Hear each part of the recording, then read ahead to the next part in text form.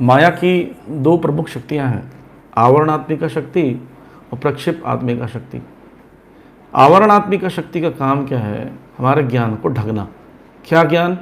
मैं कृष्ण का दास हूँ, जीवेरे स्वरूप है कृष्ण नित्य दास। ये ज्ञान को जितना ढके जाएगा, जितना आप अपने आप को दास नहीं मानेंगे उतना बद्ध अवस्था है। जितना अपने आप को दास मानना शुरू कर देंगे उतना मुक्त अवस्था है। ये बोलना अलग बात है, हम बोलते हैं मैं तो प्रभु जी आपका दास हूँ, बोल तो देते हैं, लेकिन जब लड़ाई वड़ाई होती है, झगड़ा होता है, तो बता देते हैं कौन दास है कौन बिंदास है। हाँ। तो इस प्रकार से दास की भावना जब जागृत होगी तो पूर्ण ज्ञान होगा। अब ये दास की भावनाओं को जागृत होने नहीं देते हैं।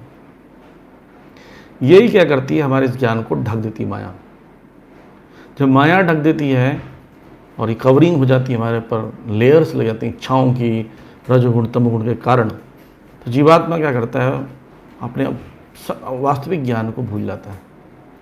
दूसरा चीज़, लेकिन कहीं किसी कारणवश अगर वो बढ़ना भी चाहे, उन्नति करना चाहे, तो दूसरी शक्ति जो है प्रक्षेप आत्मिका शक्ति, वो क्या करती है? उसको खींचती है नीचे की ओर। जैसे कि कोई, आपने देखा होगा, कहा जाता है जब कोई भी अग्नि मिसाइल का परीक्षण किया गया, या कोई पृथ्वी मिसाइल का प्रक्षेपण किया गया, उसको बोलते हैं परीक्षण को प्रक्षेपण कहते हैं। प्रक्षेपण का मतलब होता है वो कितना एंगल पे दूर पे जाके गिरता है, जितना ऊंचा गिरता है उसको उतनी प्रक्षेप एंगल बोलते हैं उसको, कितना एंगल पर जाके कितना हाइट पर गया उसका एंगल बनाते हैं।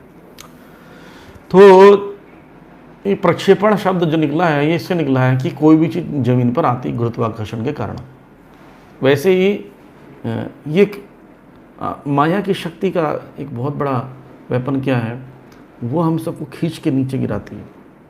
आपने महसूस किया होगा भक्ति में, ups and downs, ups and downs. आपका जीवन का रेखा से बनता रहता है भक्ति का, है ना। कभी अच्छी भक्ति होती है, टिक टिक टिक टिक टिक टिक टिक टिक नीचे जाती है, ऊपर नीचे होती है। तो जब ऊपर हम प्रयास करते हैं, जब बहुत माया देखती बोलती है अच्छा बहुत प्रयास कर रहा है बच्चा, खींचो उसकी टांग को, खींच देती।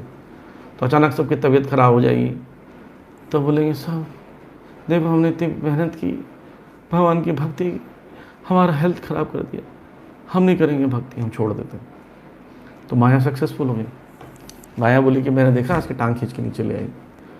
ऐसे कभी हेल्थ ख़राब हुआ तो कभी धन में कुछ घाटा हो जाता है, जैसे भी कोरोना आ गया। कई लोग जो बीच में भक्ति करने वाले व्यक्ति तो छोड़ भी देते हैं कोरोना की वजह। देखिए भगवान ने कुछ नहीं किया हमारे लिए। भगवान कहाँ हैं आप? भगवान इंटरफेयर करो, भगवान ने तो भेजा, इंटरफेयर किया है। ये कोरोना भगवान ने भेजा है ताकि साफ सफाई थोड़ा हो जाए, है ना। तो इस प्रकार से दो शक्तियाँ माया के काम करती है हमारे जीवन में। हमारे खींच के नीचे गिराने की शक्ति, प्रक्षेप आत्मिका शक्ति, और हमारे ज्ञान को ढक देना। क्योंकि देखिए ये दो ही चीज़ हैं जो आपको बढ़ने, ये दोनों ऑब्स्टेकल नहीं रखता बढ़ जाओगे। देखिए आप मेहनत कर रहे हो, आप कुछ भी ऑब्स्टेकल नहीं आ रहा है तो आप जल्दी पहुंच जाओगे बोलो था।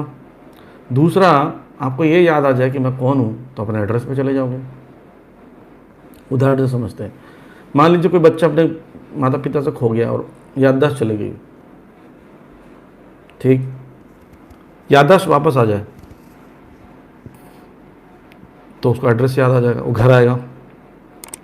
घर आते समय अगर उसको कोई बीच में बहुत सारे गड्ढे मिलते हैं या कोई लूटने वाला मिल जाता है, कोई समस्याएं आ रही है, वो भी ना आए तो स्मूथली घर आ जाएगा। तो माया क्या करती है? दोनों काम करती है। उसकी याददाश्त को भुला देती है कि तुम किसके पुत्र हो, तुम भगवान के पुत्र हो, ये भुला देती है। और दूसरा क्या करती है कि वो घर आने चाहता भी है तो बार बार गिराती है।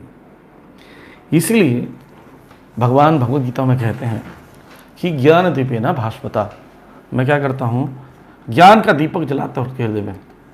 अच्छा जी, ज्ञान का दीपक आपने जला दिया, लेकिन क्यों जलाएंगे भगवान? सबके हृदय में क्यों नहीं जलाते हैं? तो उसके पहले 10वें अध्याय के 10वें श्लोक में बोलते हैं क्योंकि वो सतत युक्ता नाम नहीं होता। सतत युक्ता नाम, या सतत भी क्या, युक्त भी नहीं है ना। तो जब कोई जीवात्मा भजताम प्रीतिपूर्वक तेषाम सतत युक्ता नाम भजताम प्रीतिपूर्वक ददामी बुद्धि योगम, तब मैं उसको बुद्धि योग देता हूँ, बुद्धि देता हूँ। इससे क्या होता है? वो मेरे पास माम उपयांति थे, मेरे पास आता है। तो भगवान के पास जाने के लिए भगवान के द्वारा ही बुद्धि दिया जाएगा। सूर्य को देखने के लिए सूर्य का होना ज़रूरी है। सूर्य प्रकट होने पर सूर्य को देखते हैं हम, और रात को कितना भी देखना चाहे देख नहीं सकते। हाँ, तो इसलिए भगवान क्या करते हैं, घोष रूपेण, वो प्रत्येक के हृदय में घोष रूपेण यानी ध्वनि के रूप में प्रवेश कर जाते हैं, है ना, सूक्ष्म ध्वनि के रूप में, ओंकार के रूप में प्रवेश कर जाते हैं। लेकिन क्या होता है, यही ओंकार, ये ध्वनि है, ये दिव्य ध्वनि है, ये वैदिक ध्वनि को हम पकड़ नहीं पाते हैं, समझ नहीं पाते हैं, क्योंकि हम लोग आवरणात्मिका शक्ति से ढके हुए हैं। लेकिन जब कुछ समय के बाद जब आप भक्ति करने लगते हैं, हरे कृष्ण मंत्र को ध्यानपूर्वक जप करने लगते हैं, तो एक एक करके ये परत जो आवरण है, ये माया का, अविद्या का, ही हटने लगता है। जब ये आवरण हटने लगता है अविद्या का, धीरे धीरे धीरे धीरे धीरे शुद्ध होने लगते हैं, तब सब कुछ समझ में आता है।